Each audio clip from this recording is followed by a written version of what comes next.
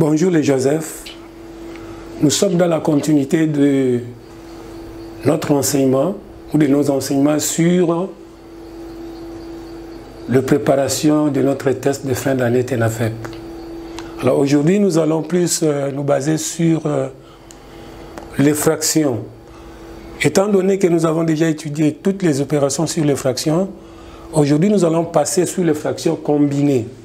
Quand on dit combinées, c'est-à-dire que nous allons associer toutes les opérations.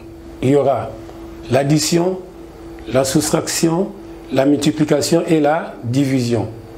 Pour le premier cas, quand je regarde, on dit effectue 1 6/11 sur 3. Attention ici. Qu'est-ce que cela signifie? Je regarde d'abord la barre des fractions où on a placé l'égalité. Puisque la barre de fractions représente la division. Mais pour ce cas ici, en d'autres termes, on peut dire que c'est une fraction en étage. Comment est-ce que nous pouvons résoudre un exercice pareil? Je vais beaucoup plus regarder où est-ce qu'on a placé les signes d'égalité. Comme le signe d'égalité est placé à ce niveau, cela sous-entend que nous allons prendre 6/11, nous allons diviser par 3. Ici, nous tombons déjà sur un cas que nous avons déjà étudié, la division d'une fraction par un nombre entier. Et qu'est-ce que nous avons dit? Pour diviser une fraction par un nombre entier, ici, c'est une fraction entière, on peut aussi appeler ça un nombre entier. C'est-à-dire, comme on n'a rien placé, les dénominateurs E1. Alors nous appliquons les principes, nous disons, pour diviser une fraction par une autre fraction, on multiplie la première fraction par la deuxième inversée. Qu'est-ce que cela signifie? Je prends 6/11, je multiplie, le 1 devient le numérateur et le 3 devient les dénominateurs.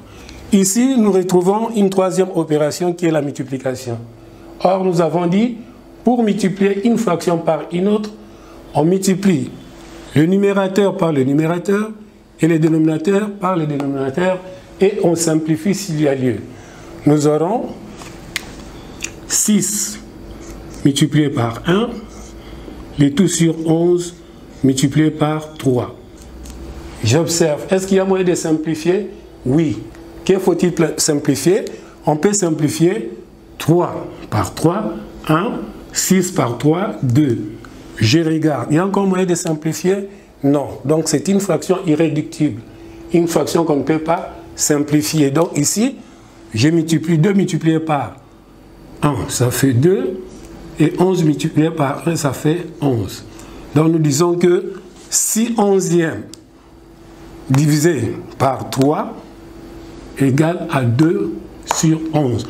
Prenons le deuxième cas. Ici, qu'est-ce que nous remarquons? Ici, on dit 8 sur 4/5.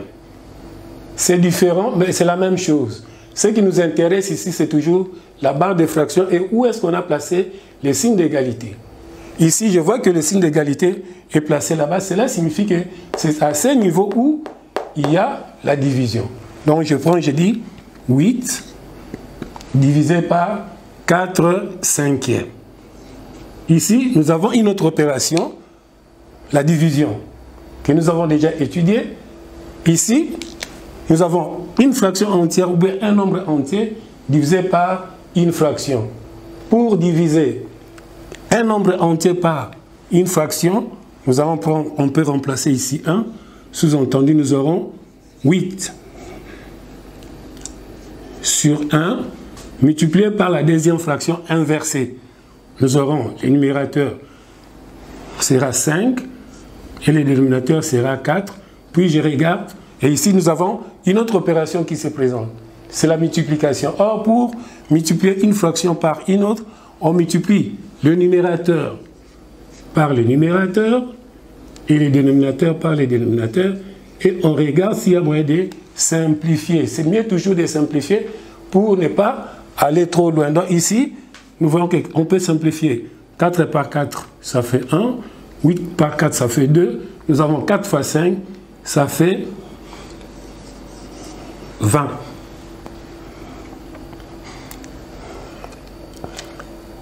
Oui, ça fait 2. Ici, nous avons 2. Et la réponse est 2 fois 5, ça fait 10. Donc, nous disons, ici, le 1 ne représente absolument rien. Donc, nous avons 10 unités. Donc, nous disons 8 divisé par 4 cinquièmes est égal à 10. C'est ça la réponse. Prenons ici 3 quarts sur 8 douzièmes. C'est comme j'ai dit, en d'autres termes, on peut aussi appeler ça une fraction en étage. On va tenir toujours compte là où se trouve la barre, où se trouve l'égalité. Donc nous avons 3 quarts divisé par 8 douzièmes. Ici, nous avons déjà dit, on multiplie par la deuxième fraction inversée, donc nous aurons multiplié par 12 sur 8. Ici, je simplifie. Par 4, 1. Par 4, 3. 3 fois 3, 9. Ici, j'ai 8. Combien de fois 8 dans 9? Une fois, il va nous rester 1 huitième. Ici, c'est toujours une fraction combinée. J'ai 1 tiers exposant 2 sur 3 exposant 2. Nous avons déjà étudié les puissances. Nous avons dit, quand nous avons ceci, on va d'abord annuler. Cela signifie, nous aurons 1 tiers multiplié par 1 tiers, les tout sur 3 exposant 2 signifie 3 fois 3. Ici, nous avons la multiplication d'une fraction par une fraction. Nous allons multiplier 1 fois 1, ça fait 1 fois. Et là-bas, nous avons 3 fois 3, ça fait 9. 3 fois 3, ça fait 9. On retombe. C'est-à-dire nous avons 1 neuvième divisé par 9. Cela suppose que ici nous avons un sous-entendu. Nous allons multiplier 1 neuvième multiplié par 1 sur 9.